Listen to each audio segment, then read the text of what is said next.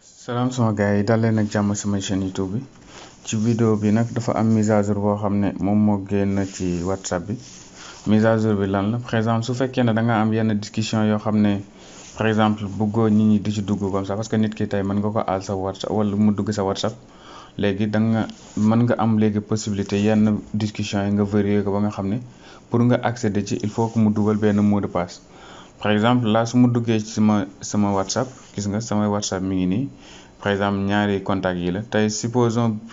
ci discussion bi mooy le premier ay kii rek laa ci def par exemple dafa am ay dossiers yoo xam ne c'est confidentiel léegi mën naa ko verrouiller de sorte que pour que par exemple comme nii xam nga ni dugg naa facilement ma dugg génnaat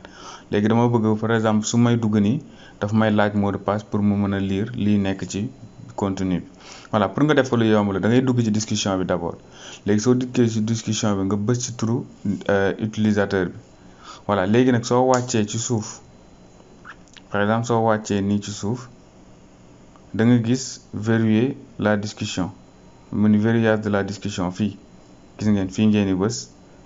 léegi soo ko bësee après nga def activer soo defee activer da lay laaj nga dugg sa empreinte wala sa mot de passe nga activer ko après nga def ok léegi soo gisee discussion bi mi ngi nii lay xool su ma ñëwee fii da nga gis ne par exemple pour ma gis ko su ma ko wàccee fii verrouiller mooy discussion nga xam ne dañoo verrouiller fii ngay def xam nga archive amoon na archive moom da koy garder mais discussion verrouiller léegi tey su ma si bëggoon dugg daf may laaj sama empreinte mu dugal sama empreinte boobu laay mën a am accès ci discussion yi voilà léegi soo leen ko bëggee dindi tamit même chose par exemple da ngeen def nii ngeen ñëwaat par exemple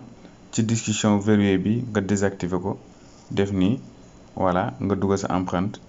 voilà léegi da ngay gis ne discussion bi léegi verrouillé tuñ ko voilà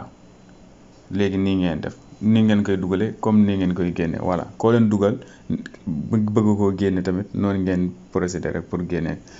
waa kay jaa ngeen jëf sama gars yi ñu ngi yemale fii vidéo fekkee vidéo bi neex na leen ñoo ngi ñaan ngeen partager te abonné jaa ngeen jëf